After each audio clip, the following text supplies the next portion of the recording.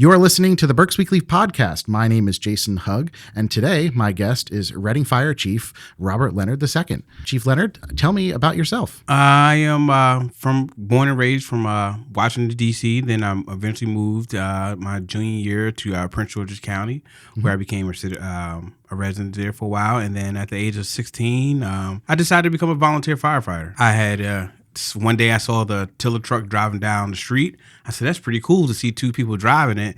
And then so I went to that firehouse and wanted to be a volunteer. And as I started volunteering, I realized like I love this, I had more passion for this career.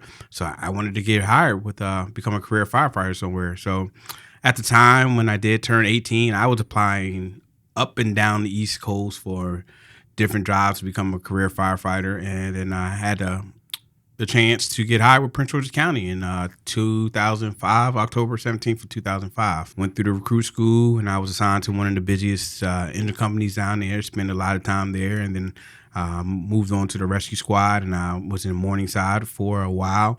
And then ended up going back to Silver Hill, where I was one of the busy engines company. And then I decided to enroll in paramedic school. And I got my medic, and I started promoting up. And then in 2025, what is it, 25? Well, 2026. 2026 yeah, now. Yes, I know. The years go, keep going by. 2026, after I hit 20 years in October 2025. And this opportunity to become the next fire chief in Reading, Pennsylvania came available to me, and I applied, and it just went from there. And I decided to retire. I retired from my Prince George's County Fire and EMS Department as an assistant fire chief. Mm-hmm. I was in at the time. I was in charge of the training division, and then I also would help cover as a shift commander from time to time when they needed me. What drew you to Reading? Why apply here? Well, maybe apply here. Actually, my wife went to Penn State's Berks when we were dating, and then she ended up working at Reading High School. For a little bit there. And so I would come through Reading when I would come visit her. And one day I forgot, don't quote me on this. I couldn't remember what street it was. And I saw them operating on fire. I was like, man, this department is great. Maybe one day I'll come here. And I saw the announcement, and I was like, I talked to my wife. I said, what do you think? And she said, go for it. And I applied, went from the interview, and then was ultimately selected to serve as a chief, and I feel very honored to be here. What's your impression then of the city of Reading so far, and being up here? I guess you could say full time. So being here full time, I have met a lot of the citizens. I work with a lot of the men and women that work for the department. I would say these men and women of this department is outstanding. It was very nice. They were very welcoming to me. I had dinner with them a couple of times. I had breakfast with some of them, lunch. So this area is just wonderful, and I have met some of the citizens that have been attending to a couple of events. My first day actually was the police and fire game, a basketball game, and I decided to get out there. I played a couple of minutes. I realized that was probably a bad choice, but but it was fun to be with the community. A lot of the citizens and part of the community, they were very welcoming. People wanted to take pictures, talk to me, get to know me, and I felt like they were very welcoming to me in the community, and I'm ecstatic to be a part of the community here. Tell me about your leadership style and what you look forward to bringing to the city of Reading. My leadership style, I love to be able to enable people to be able to complete their job. I don't like micromanaging them. I just let them do their jobs. Mm-hmm. So that's one of the big things, and I like to communicate with people and go with my expectations. And with the Reading Fire Department, they were already, to me, they were already at a 10. So getting to know them they do good work. They do. They do outstanding work. A couple of fires I have been on, and I was like, man, these men and these guys are great. So, but it's not much really I can bring to the department, but is that I just want to help, with one of the big things is like I talk to the guys is staffing and training. And I want to make sure our guys go home safe every shift. That's my ultimate goal. Have you learned anything new while the short time you've been in the department here so far, or? Not really new, but well, not in terms of your experience being a Okay. firefighter, but just in general, how this department works versus where you come from, or So I came from a department that had over 1,000 employees.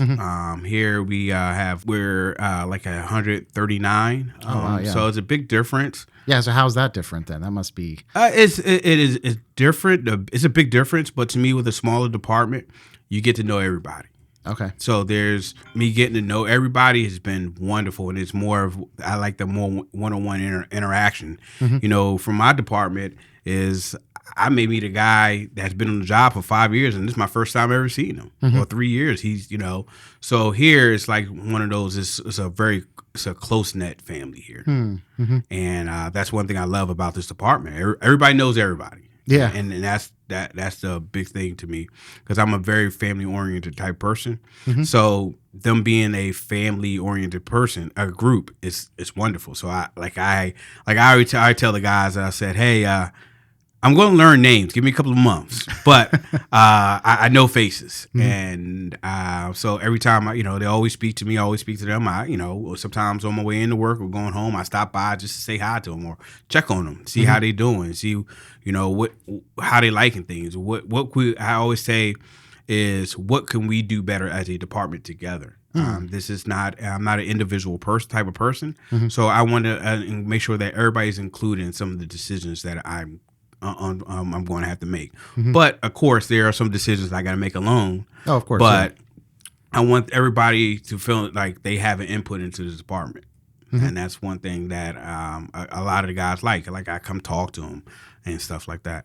Do you have any goals or things that you look forward to either implementing or putting together, or just for the department based on either your experience? So some of my goals right now is to stabilize our deputy ranks. We have 2 vacancies for the first dep positions, and I'm looking to fill them, and then I'm gonna backfill their spots with the 2 second deps, and I think once I get my command staff stabilized, I feel like we can make some other moves. And another thing is I want to work on some of the staffing. I would love to see us at least go to 3 on everything in the city. So that's another for residents who might be not familiar with that. What does that mean? So right now we currently operate on 2 personnel on the fire on the engines and 3 on our ladder trucks.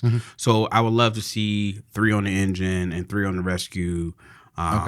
And go from there. And I think that would be a great way to help build morale by having more staff fire trucks. So talk a little bit about how this community is just different than what you've come from, and if there's anything, I don't know, just your experience in that. And I'm just interested in learning just more about your experience and what you've done, and even just for residents and community members to get to know who you are and where you come from. So for me, like I said, this is more of a smaller community. Like I said, everybody knows each other, and that's the great thing.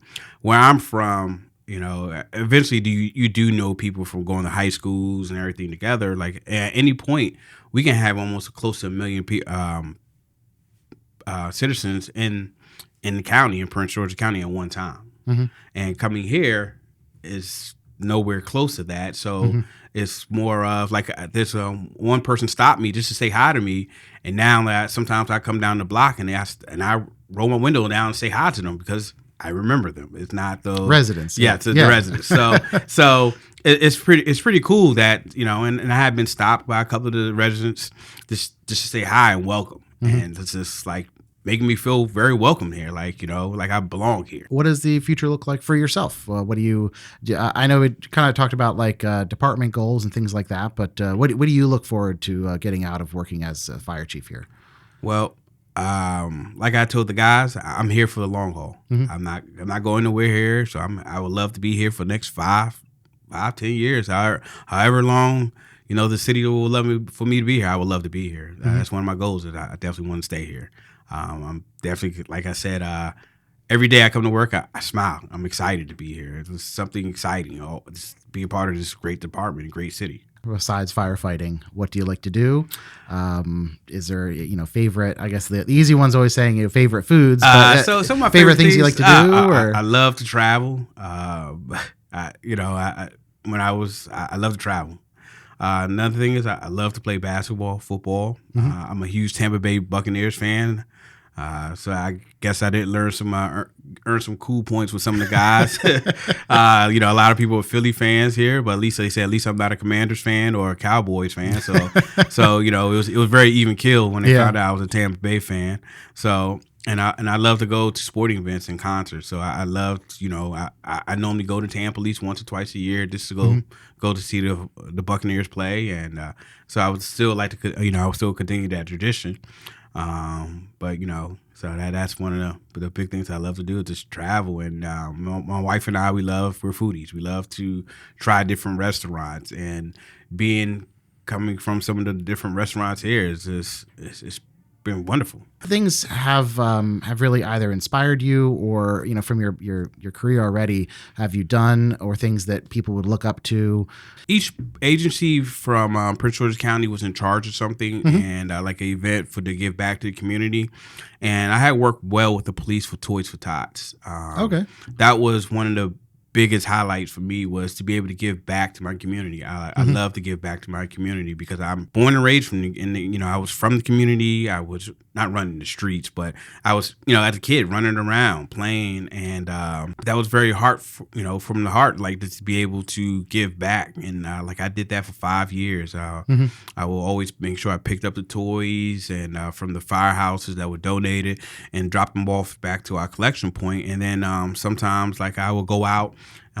We will have families that will be selected that we'll give the toys to, and I will always go out with the crews and just to see some of the community happy to see the fire department show up with a bag of toys, and just highlight to see some of the kids smile. So that was to me that was a highlight. You talk to some other people that had worked with me or knew me, they would say it was different highlights, but to me that was the highlight for me. Yeah, was be able to give back to my community. Yeah, safety message or things that people should know from your perspective. From my perspective, make sure your smoke detectors work. Okay. Yep. Make sure that you have a smoke detector in every bedroom. If you have gas, make sure you have a CO meter in your house, just in case somebody accidentally leaves the pilot light on, so that we can be able to pick up that you have a CO in the house. That's very important. Like I said, I came up through the ranks from Prince George's County. I was a lieutenant. I was a captain, a battalion chief.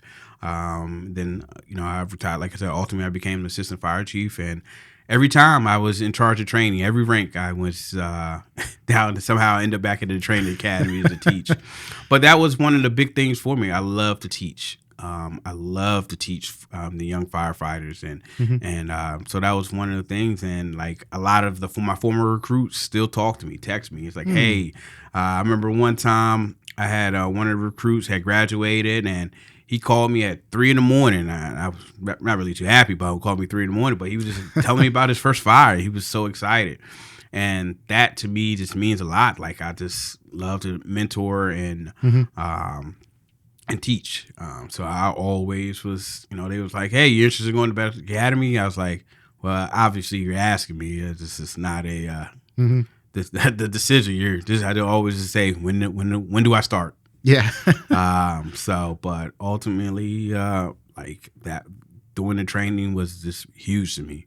Yeah, and Reading has their own fire training site over here too. Yeah. Have you checked that out? Oh, I checked it out. We have been doing some live training. We've got live training fires with some of the crews, and they're like, Chief, you going in? I said, yeah. So I got dressed and went in. One of them, I was not really. Yeah, it was pretty cool. That training facility is very unique and it's very different, and I like it. Okay. How so? My training facility was just a little bit smaller, and this is a little bigger. Oh, okay. So it was like, wow, this is a little bigger here. So I just I had to get used to that. Oh, it's interesting. Yeah. So bigger department before, but smaller training. Smaller training academy.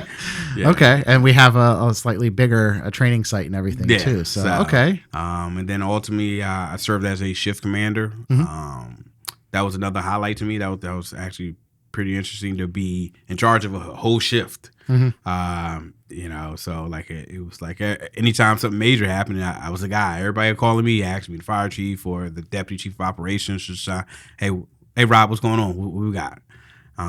So that was another big thing to me. That was fun. I could run any call I wanted to run in the whole county. So that Yeah. was cool. I didn't have to, a certain area. I could just go not go wherever I wanted to go, but anywhere throughout the county. That was a good part to me. And the interactions I had with some of the crews, like I would stop by, have dinner with them, and just have table talk with them, just talk about what's going on in the department or what's going on in the world. One of the big things, we all got in common. We love sports, so. Like I said, everybody always made fun of me. How did you become a Buccaneers fan? That's always the first question I always get. The Buccaneers, like, where did that come from? So when I explain to people that I like the old school players like Warren Sapp and Rondé Barber, John Lynch, and they're like, "Oh, so you've been a fan?" So yeah. So, but it's also some people tell me that I have a old man's heart or spirit. And I said, I don't know how to take that. But, I don't know. I just keep saying it like I'm just ecstatic to be here. I had the opportunity to teach over 10 recruit classes. Okay. I was a part of more at some point, either as serving as an adjunct instructor or as their instructors. I think I had my first class was, I can't remember. I had 5 years on the job, and some of them guys are like lieutenants, captains, battalion chiefs, and I was like, wow. And it makes you feel old just watching when they came in. Now you're like the guy, and that like, oh yeah, I remember you was my instructor, and now he's like, man, I'm getting old, and they're just getting younger, I guess. So, and also I oversaw the cadet program, which was a high school cadet program that we had. Oh, okay. We were in two local high schools. So what does that entail? So some of the cadets, so you become in as a junior, you'll get some fire training. You'll get firefighter 1, firefighter 2, and hazmat. We used to offer EMT, but EMT got longer, so the curriculum couldn't work with the high school at the time because of how long it was. Oh, okay. So we give that, and we recently had some cadets graduate on Tuesday, and it was pretty cool. It was pretty good to see some of them young men and women walk across the stage that finished the program. So some of them are going to college. Some of them may go in the military. I think one person was going in the military, and a couple of them are applying to the fire department. So we had that program, and that was a great program, actually, and that was some of the way we did our recruitment. Some of the cadets would graduate high school, and that following fall, they were in the recruit class, hired as a recruit firefighter. And that was Maryland. That was in Maryland. Yeah. So that that was a great tool that helped us with our recruitment. And that's another thing I will say that Reading Fire Department, we're looking for paramedics. We're hiring, trying to push. That's another thing where I would love to do for the department is push for recruitment. Okay. For paramedics, we're definitely hurting for paramedics, and and I would love to see some of the local citizens or local residents apply. Yeah, well, my next question was going to be, is there any ideas or plans for something like that with schools here, or even and then second kind of thing would be, how do residents get involved then too? As far as with the cadet program? Whether something like that, or even, being an EMT or just supporting the department in general. So some of the things that we are doing, like I put together, I suggested that as a team that we put together a recruitment team, and that's one of the big things that we're going to do is focus on recruitment local. I would love, like I said, I want to see some of the residents on the department, and that's one of the big things that I'm pushing is for some of the local residents to apply and be a great part of this great department. And also, I want them to feel that, since they are the community, I want them to be a part of the fire department, which is part of the community, and help, so that they can have the opportunity to give back to the community. And that's one of the big things, something that's to me very important, is to give back to the community from where you're from. I know I'm not from here, but I want to give, I feel part of this community, so I make sure I give back. How can they do that? So right now, we get ready to put out an announcement and we're going to push it out everywhere. We're going to have QR codes. We're going to push it out on the website. We're just going to push it out. Eventually, I would love to see. We're working on this. We're going to have like how they got the construction signs saying, wrong way or one lane.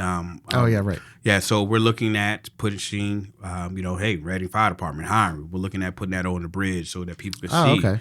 And want to make sure the department is more visible. And because that's more on the recruitment end, correct? Yes. And just in general for residents and people day to day, how can they support the department and be supportive of what you guys do? I know there's a canteen unit that always kind of needs donations for things, whether it's water for you guys and things like that. Is there anything? Is that kind of a good idea, or is there other ways that people can generally support you guys every day? Well, I feel like that one of the ways they can support us is when they hear lights and sirens, kind of pull over. And, Okay, yeah. And to be able, so we can be able to get through. Sometimes we have people that just don't want to kind of get out of our way. I mean, they don't have to like say get out of the way, but kind of move over to the right, Yeah. so that we can get to an emergency. So that's one of the big things you can help the fire department is just by moving over to the right or moving over to the left so that we can get through. And I'm sure double parking and no parking in front of fire hydrants. Yeah, no helps parking. out with that too. I know that can be an issue here in the That's city. another thing. We really need to get to the hydrant. Unfortunately, it's not going to be the greatest scene. We may have to break your window to try to move your car. Oh well, yeah. So yeah. that's our last resort. But if you don't double park in front of the hydrant, don't park in the fire lanes, and that's just a way as a community you can help us. Yeah, I mentioned that because I know city streets are much smaller and compact than anything out in the county too. So yeah, that's one thing I getting definitely around I've learned. It's some pretty tight streets around here. And I'm getting used to it. It's been really great to learn about your career so far, and it seems like you have a lot of great things planned for the department. And I really appreciate you coming on the podcast and telling us all about yourself. Thank you. No problem. Thank you for having me.